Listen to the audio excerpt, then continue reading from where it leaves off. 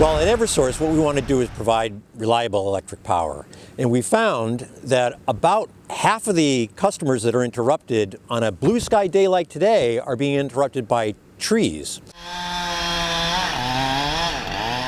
Upwards of 99% of all outages during storms are caused by trees. Trimming trees away from the power lines, taking dead trees down, adds to the reliability for our customers. We trim year-round. On any one particular day, we'll have about 225 crews working on the system.